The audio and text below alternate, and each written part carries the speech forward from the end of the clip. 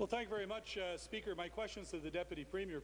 Deputy Premier, your government continues on saying that you're increasing funding to home care, but yet in our constituency offices in Hearst, Kapuskasing and Timmins, we literally get dozens of calls every week about people who are being reduced services from home care. I want to give you an example.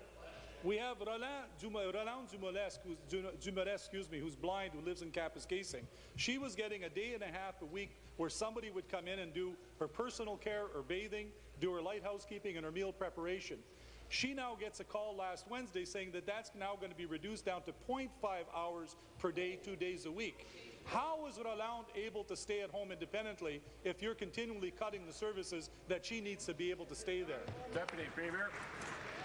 Mr. Speaker, it's difficult for me to respond on a specific case. I will take that information and relay it to the Minister of Health on that specific. What I can tell the member opposite is that we have invested more than $1.1 billion additional dollars in our aging at home strategy, Mr. Speaker.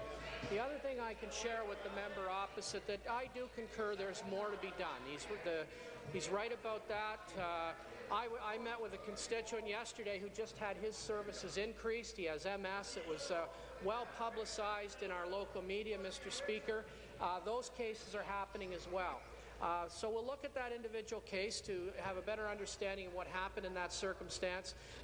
But we've invested more than $1.1 billion, but there is more to do. I acknowledge that and concur with the member opposite. Thank you. Supplementary.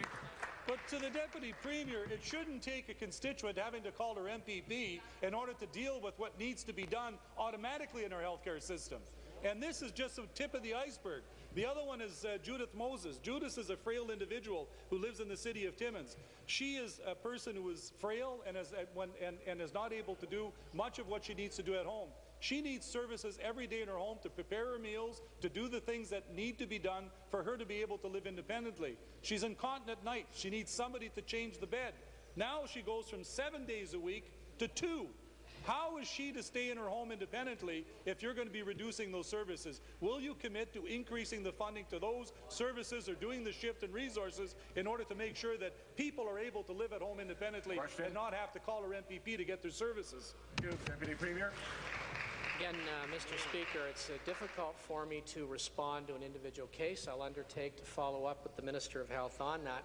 But I would like to point out to the member opposite and colleagues in the legislature that our 14 community care access centres have helped more than 200,000 people go from home to home from hospital. 150,000 seniors are living safely in their community. 1,600 children with complex chronic diseases being assisted every day, Mr. Speaker. 23,000 dying people having the ability to stay at home with their families.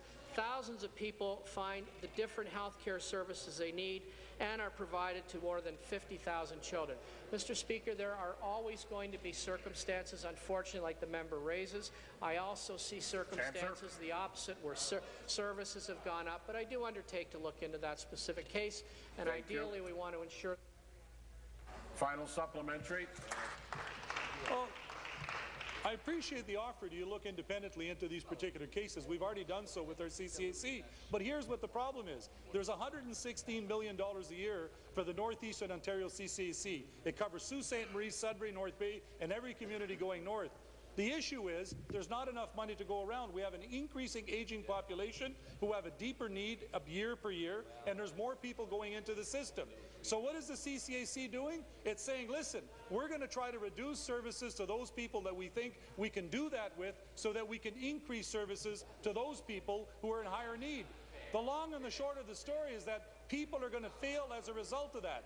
So what I'm looking for you is a commitment through this budget process that in fact you're going to do something to deal with making sure that people can stay at home independently and have a system that works for them. Thank you. Deputy Premier. Mr. Speaker, we already have that system. Mr. Speaker, I'd remind the member of that. I hope the member and his party opposite will support the proposals the Minister of Health has made public about how we're going to fund health care across the range of services, Mr. Speaker. And I would point out, yes, there will be some things in the budget around home care, but what troubles me is that that member and his party voted against every home care initiative in our past budgets, Mr. Speaker. They voted against, for instance, 10,000 new nurses. They will pick out individual cases, which is fair. We'll follow up on those. We'll also point out cases where people are staying at home. I pointed out the one individual in my riding who I'd never met before, has MS. He's been able to stay at home for 8 years as a result of increasing services. Answer. Mr. Speaker, this government and party have the right plan. My hope is that member and his party will have the courage to support it when the budget is put. New question, the member for Nepean Park.